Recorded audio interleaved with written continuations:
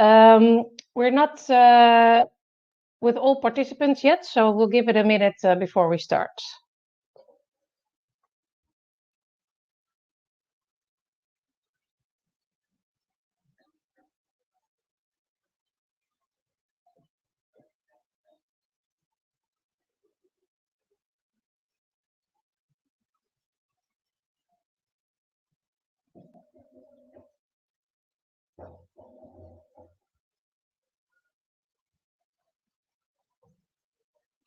Well, let's give it a go. Good morning, everyone, and welcome at our Tuesday talk today with TomTom called Working Post-COVID.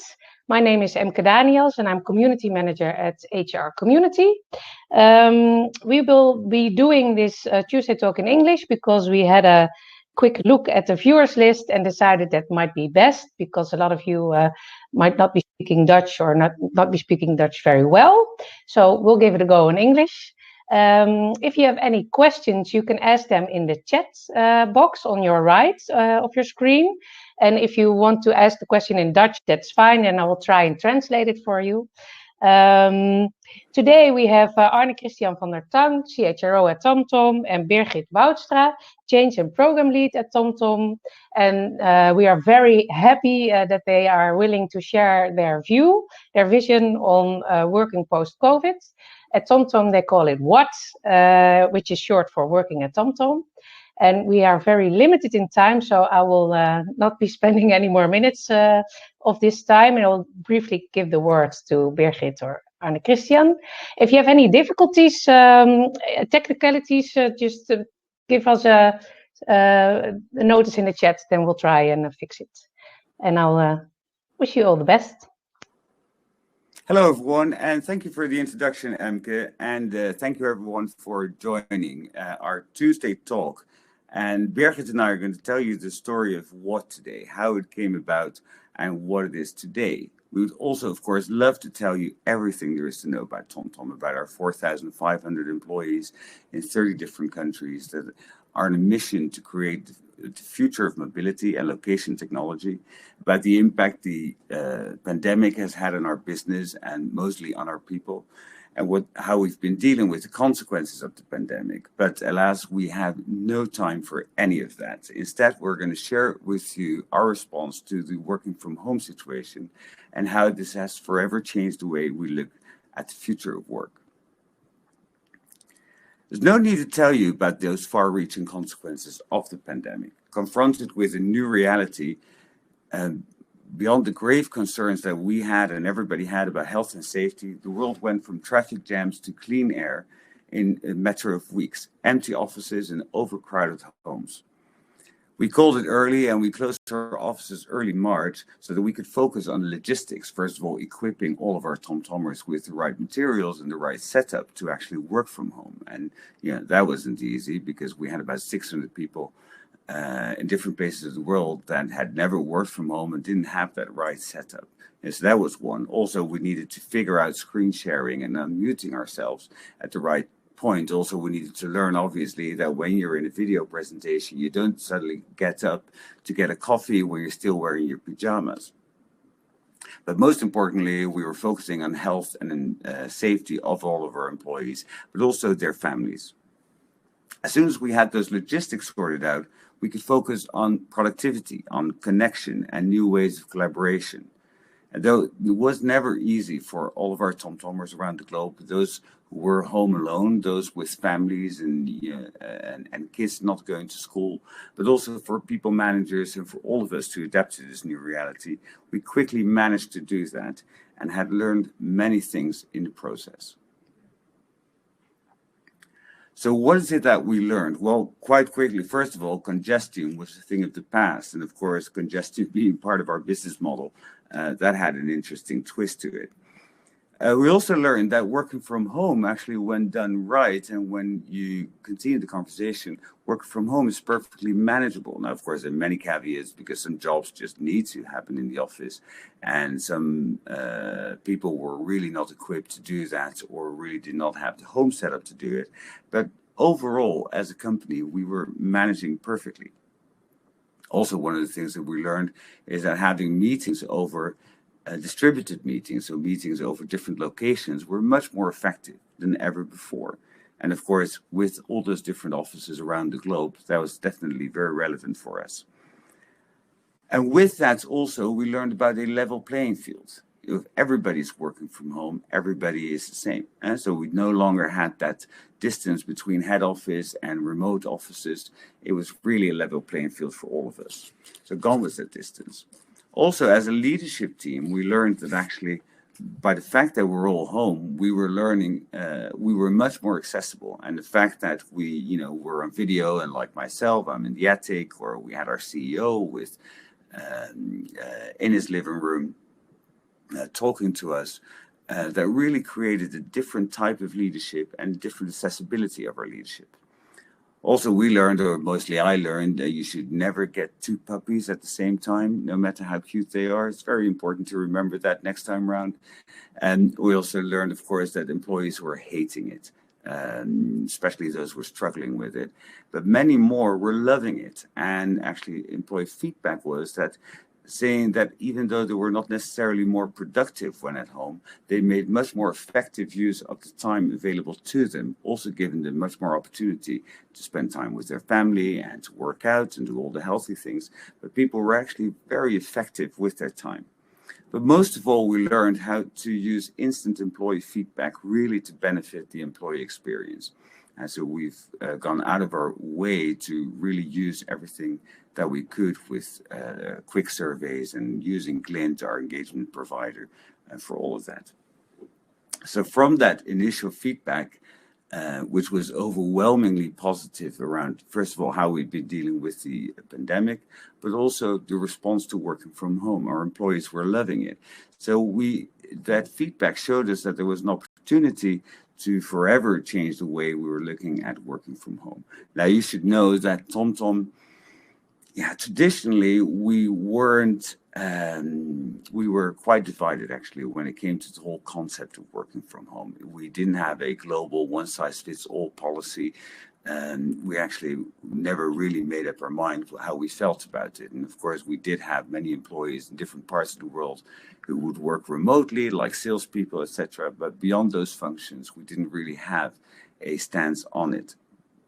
So we saw an opportunity there because with those positive experiences, myself and another board member, we sponsored an initiative or a proposal that we sent to the board for approval, and we thought that was quite revolutionary. What we proposed was that post-pandemic, which at that time we thought was going to be like 6 weeks later or so, and the proposal was that we would allow most job functions, but depending on the job and depending on the location, we would allow up to 2 days working from home maximum. And we were quite excited about this because finally we had the opportunity to make that happen.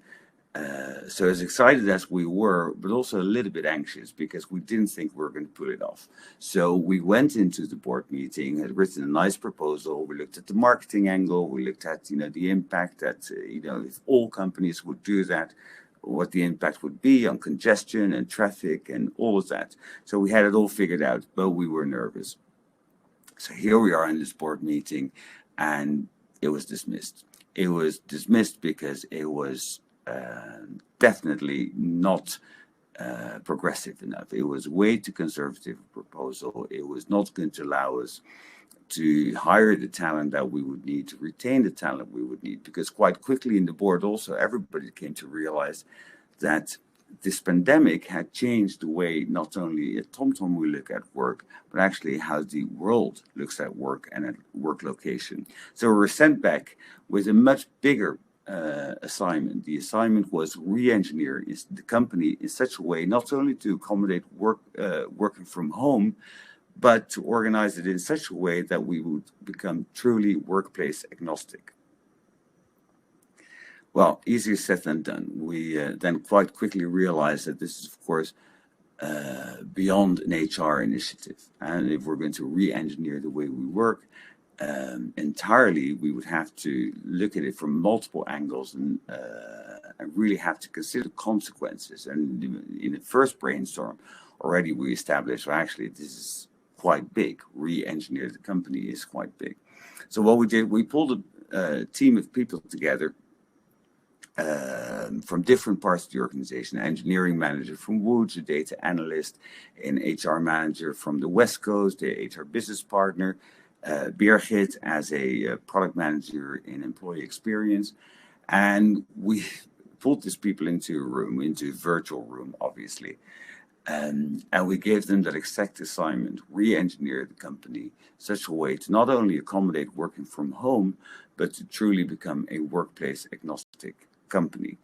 And with that, we said, good luck. We don't know what to do. I'm sure you're going to figure it out. So over to you, Birgit. Thanks, Arne-Christian. Yeah, so there we were on an early Monday morning, just after a briefing, getting that assignment. And we were looking at each other and wondering what to do.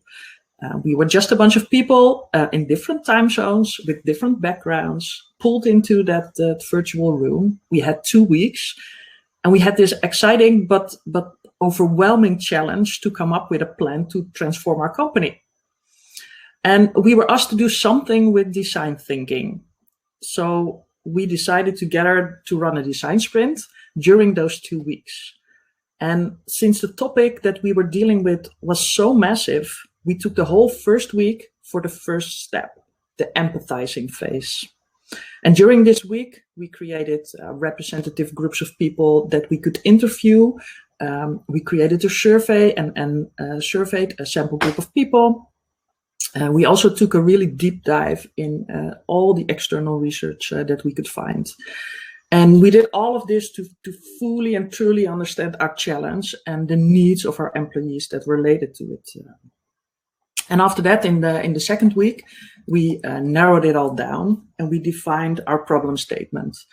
And with that, we ideated on different solutions, and we finally defined a vision on a new way of working that would fit the employees' wishes, as well as the company goals and values.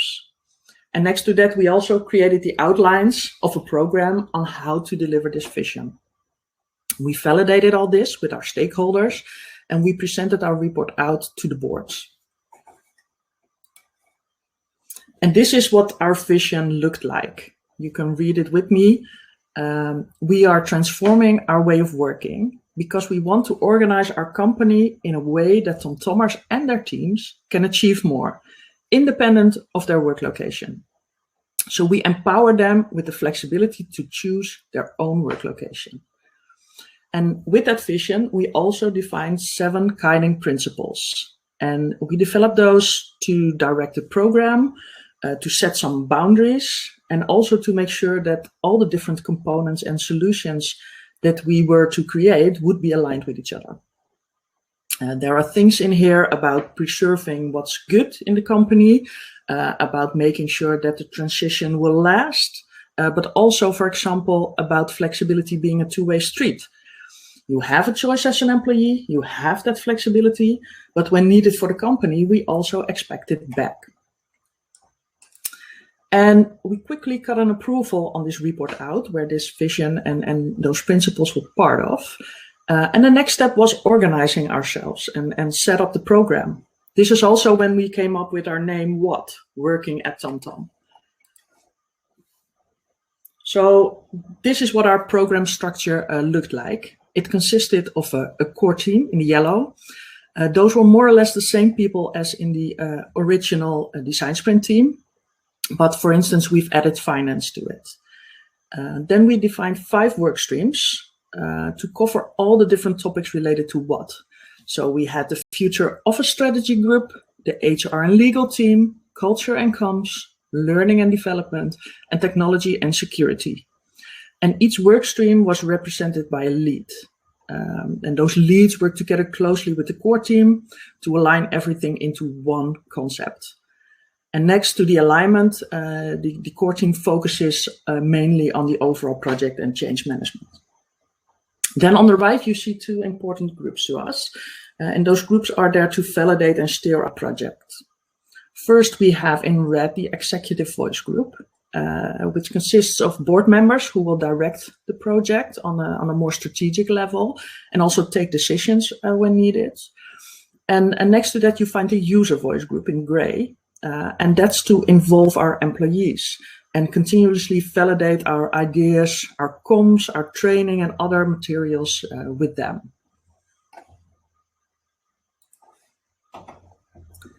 So then we kicked off the program during the summer holidays in 2020. And we did that with a mini design sprint per work stream.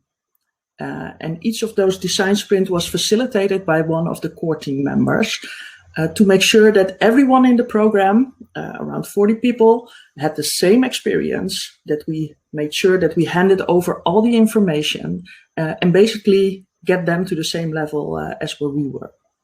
We installed the 2 voice groups, and we also started working then on our implementation plan, which had a deadline mid-October. And a couple of weeks before that deadline, we were caught by surprise from a quote from our CEO Harold in het Financieel Dagblad. And it was about the new normal and about the future of work. And we didn't prepare that, we didn't know that. But his comment was spot on and really aligned with the things that we were doing.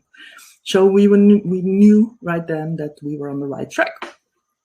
So as planned, we presented our implementation plan to the board in October. And that plan contained the definition of our what concept, and we proposed an MVP, a minimum viable product. And we also call it our walking skeleton.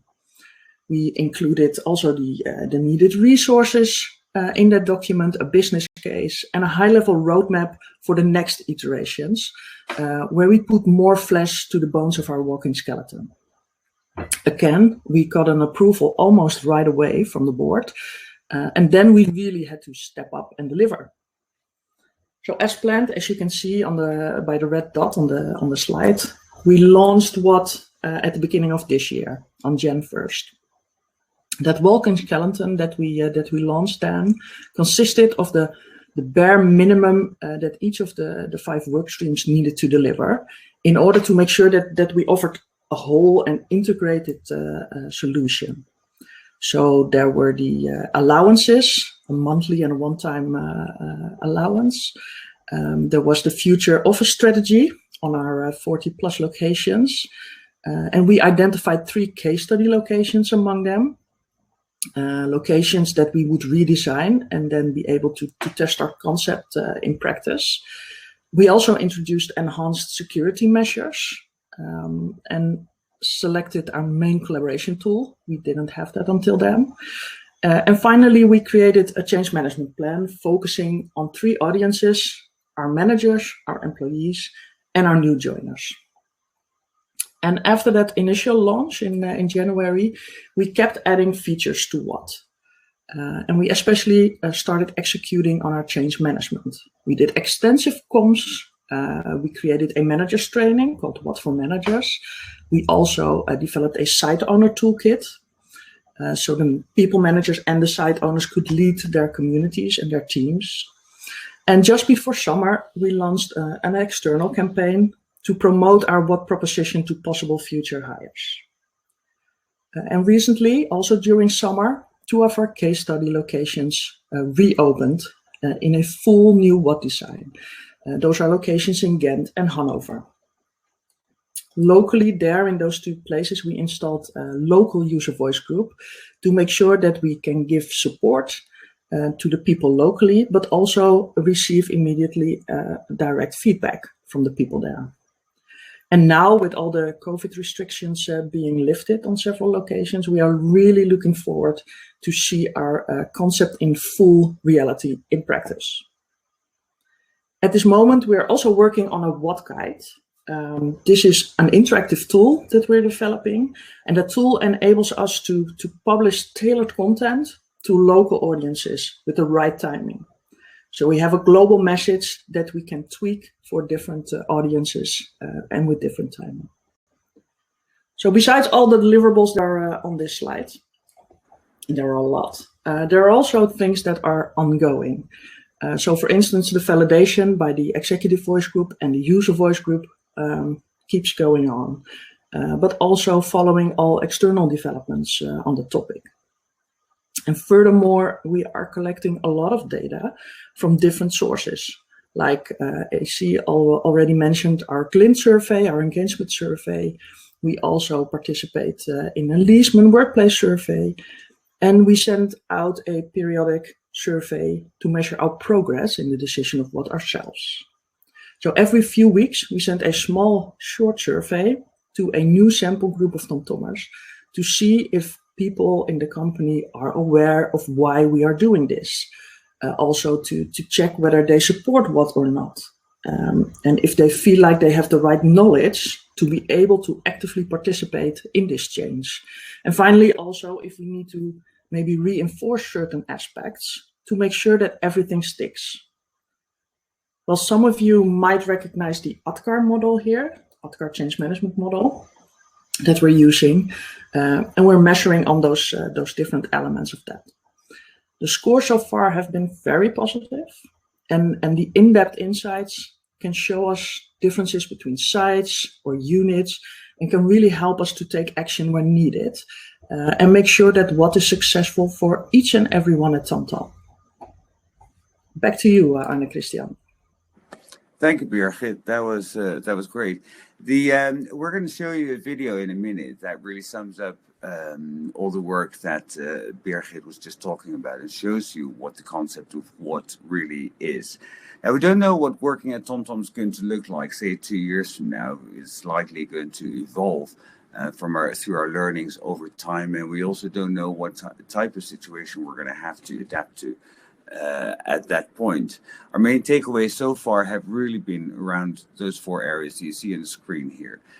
Data-driven decision-making. You heard Birgit talk not just about passively going with the data, with the direction that the data leads us, but actively seeking data that we need in order to make the right decisions. So the key learning is really the power of those multi-skilled teams. And we first thought of it as multifunctional teams, if you will, from different departments. But really the strength has been in setting up those groups from with different skills, different perspectives, different locations, and different backgrounds. It's been hugely powerful, and I firmly believe that we couldn't have achieved this if we would have given the assignment only to our facilities team on one hand, and then similar assignment to another team. The fact that was integrated approach worked really well. The continuous checking in with our customers in different shapes and forms, different ways of doing that, focus groups and all the surveys, different types of surveys, random surveys, spot surveys, and also more systematic ones, and adapting to that feedback and then continuously seek that feedback actively. And then finally, after adapting to that new reality, the fact that we took our learnings from that and managed to then transform, and not just a more passive way of adapting to that new reality, but really transform the way we work at TomTom has really been a key learning for us. And thank you for your time today. And after the video, we're going to gladly answer any questions you may have. Thank you.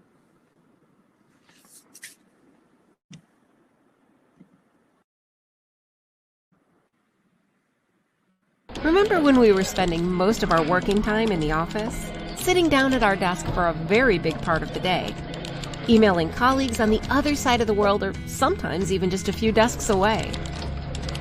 Trying to focus or get things done while getting things done clearly meant something else to our desk neighbors. For many of us, working in the office also meant spending quite some time in long and sometimes frustrating commutes. Well, the world has changed. Work is no longer a place you need to go to, but something you are enabled to do. And this is what working at TomTom, or WAT, is all about. Together with your team and your manager, you'll be able to choose the work setting that is best suited for what you need to do and who you need to do it with to achieve your goals and TomTom's. Say you're working on a project that involves a lot of people. With WAT, you'll be able to organize a meeting in the office with the space to discuss ideas and decide on a perfect solution. Or you might have something important due by the end of the day and all of the noise just won't cut it. Cut the noise out and work from home so you can focus. That's the core of an activity-based working strategy, giving you the freedom of choice on where you work to achieve the best outcome. Activity-based working is not the same as getting as many people as possible to work from home or to agree on a time that needs to be spent in the office. It's about organizing our work in a more productive and enjoyable way, creating the best circumstances for each activity, whether it's from home, the office, or even on the way.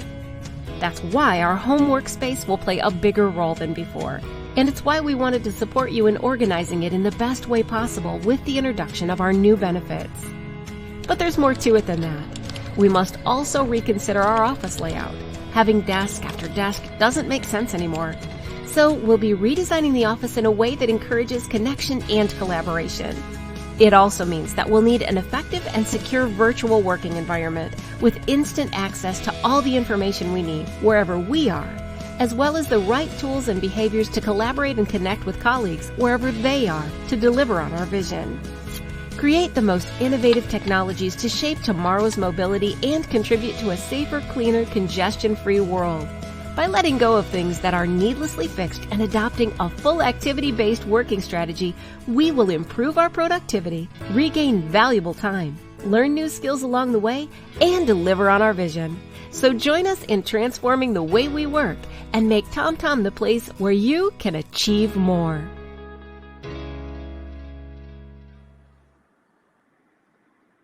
Thank you very much for sharing your vision on working post-COVID.